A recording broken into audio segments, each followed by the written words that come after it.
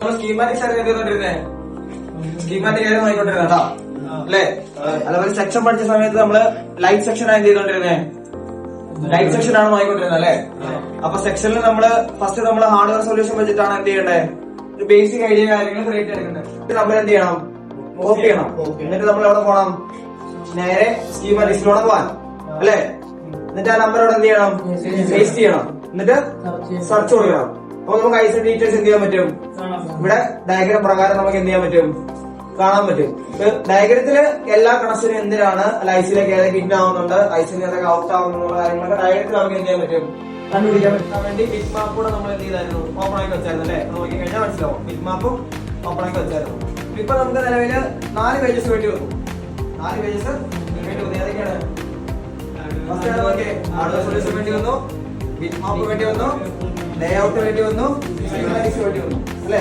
ഇത് 4 കൂടെ നമ്മൾ എന്ത് ചെയ്യുകയാണ് ചെയ്തത്, ഓരോന്ന് പോയി അവിടെ പോയി ചേർത്ത് ഇവിടെ വന്നു, പിന്നെ അവിടെ പോയിട്ടാണ് നമ്മൾ എന്ത് ചെയ്ത് കണ്ടുപിടിച്ചത്. ഇതെല്ലാം കൂടെ നമുക്ക് ഒന്നിച്ചാക്കാൻ പറ്റിയാലോ, എളുപ്പമായിരിക്കും. അങ്ങനെ ബോർഡിയോ സ്കീമാറ്റിക്സ് ഉള്ള ഒരു ഫീച്ചറാണ് ഈ റൈറ്റ് സൈഡ് ടോപ്പിലായിട്ട് കാണാൻ പറ്റുന്നത്. കണ്ടോ, കമ്പൈൻഡ് എന്നുള്ള ഓപ്ഷൻ ഉണ്ടാവും.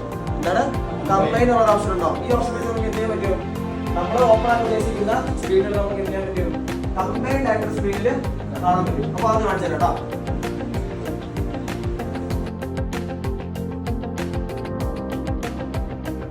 കമ്പൈൻ ചെയ്യാനായിട്ട് നമ്മൾ ചെയ്യേണ്ടതെന്ന് പറഞ്ഞാല് സെക്ഷൻ ആദ്യം ചെയ്യണം, നമുക്ക് ആവശ്യമുള്ള സാധനങ്ങൾ ഓപ്പൺ ആക്കി വെക്കാം അല്ലെ?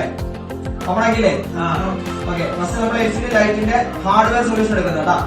ഹാർഡ്വെർ സൊല്യൂഷൻ എന്ത് ചെയ്തു, ഓപ്പൺ ആക്കി. എന്നിട്ട് ഇവിടെ കണ്ടോ, റൈറ്റ് സൈഡ് ടോപ്പില് കമ്പൈൻഡ് പറഞ്ഞ ഓപ്ഷൻ ഉണ്ടോ, ഇത് എന്ത് ചെയ്യാ, ക്ലിക്ക് ചെയ്യാ. ഇവിടെ കണ്ടോ എന്താ ഓപ്പൺ ആയതാ, മൾട്ടി വ്യൂ കമ്പൈൻ എന്ന് പറയുന്ന ഒരു സ്ക്രീനിലേക്ക് എൽസിഡി ലൈറ്റിന്റെ ഹാർഡ്വെയർ സൊല്യൂഷൻ എന്ത് ചെയ്തു, ഓപ്പൺ ആക്കി. നമ്മൾ അടുത്ത് എന്ത് ചെയ്യണം, അടുത്ത നമുക്ക് വേണ്ട ബിറ്റ് മാപ്പ് ആണ്. ബിറ്റ് മാപ്പ് എന്ത് ചെയ്യാം, ഓപ്പൺ ആക്കാം. എന്നിട്ട് എന്ത് കൊടുക്കാം, സെയിം കമ്പൈൻ കൊടുക്കാം. എന്താ അതേ സ്ക്രീനിലേക്ക് തന്നെ ഏതും വരും, ബിറ്റ് മാപ്പ് കൂടെ എന്തായി ആയി വന്നു. ശേഷം ഏതെടുക്കാം, ലേ ഔട്ട് എടുക്കാം അല്ലെ? ലേ ഔട്ട് ആണ് എടുത്തത്. ലേ ഔട്ട് നമ്മൾ ഇതേപോലെ എന്ത് ചെയ്യാം, കമ്പൈൻ കൊടുക്കാം. അപ്പൊ ലേ ഔട്ട് കൂടെ എന്തായി, കമ്പൈൻഡ് ആയി. ഇനിയിപ്പോ നമുക്ക് എന്താ ആവശ്യമുള്ളത്, പിന്നെ ആവശ്യമുള്ളത് സ്കീമാറ്റിക് ആണ്. സ്കീമാറ്റിക്സ് കൂടെ നമ്മൾ എന്ത് ചെയ്യുന്നു, ഓപ്പൺ ചെയ്യുന്നു. എന്നിട്ട് എന്ത് കൊടുക്കുന്നു, കമ്പൈൻ കൊടുക്കുന്നു. അപ്പൊ എന്താ ഇവിടെ ഒരു മിനിമൈസേഷൻ സ്ക്രീനിലേക്ക് ഈ 4 പേജും കൂടെ കമ്പൈൻഡ് ഫുൾ സ്ക്രീൻ ആയിട്ട് കിട്ടി അല്ലെ?